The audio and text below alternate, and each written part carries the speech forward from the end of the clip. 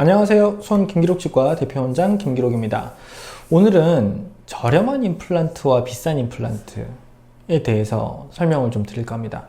이제 임플란트도 브랜드들이 워낙 많이 생겼습니다. 예전에는 오스템, 덴티움 정도가 있었다면 요즘 한 20개가 넘는 메가젠, 네오디오, 탑5 제품들을 제외하고도 굉장히 여러 가지 임플란트들이 나와 있습니다. 국산 제품들도 많지만 지금은 이제 중국에서도 만들어지고, 예전에는 이제 외산 임플란트들이 주류를 이루었다면 지금은 이제 국산 임플란트, 향후에는 중국산 임플란트들도 들어오는 게 아닌가라는 생각이 들 정도로 지금 임플란트 회사들이 굉장히 많아지고 있습니다. 일단은 치과에 들어오는 국내 탑5 정도 되는 임플란트 회사들의 픽처 가격은 별로 그렇게 크게 다르지는 않습니다.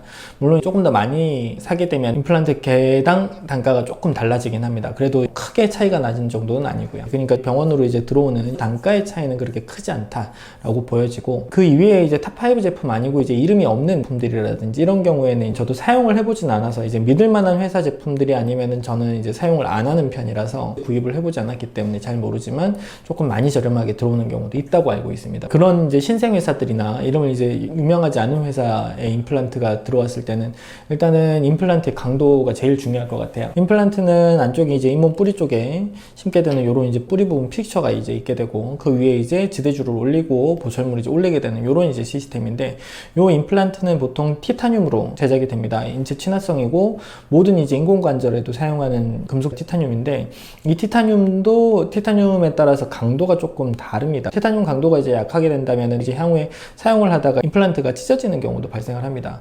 보통 직경이 3.5mm, 4mm, 4.5mm, 5mm 정도 되는, 그러니까 우리가 육안상으로 봤을 때 5mm 하면 요 정도 두께밖에 안 되거든요. 이 정도 되는 이제 두께의 원형 이제 티타늄 구조물을 치아를 대신해서 이제 식립을 하게 되고, 이것이 이제 저작하는 저작압을 견뎌주어야 되는데, 보통 이제 일반적으로 식사를 했을 때 단위 면적당 이제 20kg에서 30kg 정도의 이제 압력으로 식사를 하게 되는데, 가면서라든지 구강 악습관을 가지신 분들은 보통 200kg나 300kg, 그러니까 거의 식사할 때 10배에 가까운 힘으로 치아들을 마모를 시키거나 부딪히게 됩니다. 그런 경우에 이제도 임플란트가 버텨줘야 되는데, 아주 단단하지 않은 임플란트 같은 경우에는 임플란트 픽처가 손상이 되는 경우도 있고, 보철물이나 지대주가 손상이 되는 경우도 발생을 하게 됩니다.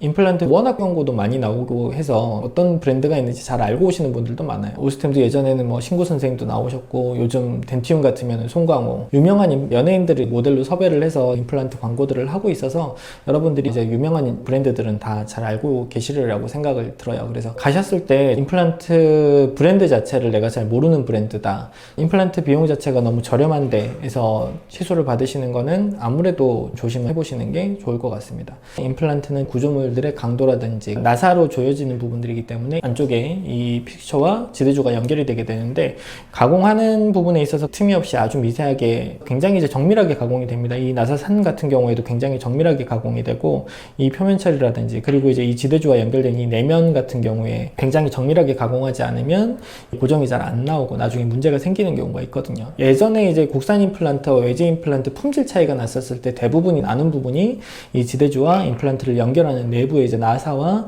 나사가 연결되는 획사 부분이라고 얘기를 해요. 이 육각으로 이제 고정이 되는 그 부분에서 문제가 발생을 하느냐 안 하느냐, 좀 어느 정도 정밀도를 가지고 있느냐, 그것 때문에 품질 차이가 나는 거라고 설명들도 많이 했습니다. 최근에는 이제 어느 정도 정형화가 돼서 예전처럼 이제 디자인들이 계속 바뀌고 이 표면 처리가 조금 바뀌거나 하지 전체적인 디자인 자체가 많이 바뀌진 않거든요. 이제는 임플란트가 어느 정도 이론적으로 정립이 돼 있고, 여러분들이 선택하실 때 임플란트는 요즘은 많이 저렴해졌던데요 라고 물어보시는 분들도 있는데, 신생회사들이라고 저품질을 만들어내진 않겠지만은 일단은 환자분들 입안에서 정확하게 기능을 잘 하는지 확실하게 이제 검증이 된 임플란트들이 꼭 치과에서 사용을 하는 것이 좋다고 생각하고, 여러분들이 시술 받을 때도 그런 임플란트들 위주로 시술 받으셨으면 좋겠습니다. 오늘은 저렴한 임플란트, 비싼 임플란트의 재료 차이, 퀄리티 차이, 이런 것들에 대해서 설명을 해드렸습니다. 오늘 영상 좋으셨다면 좋아요, 구독, 알림 설정까지 부탁드립니다. 감사합니다.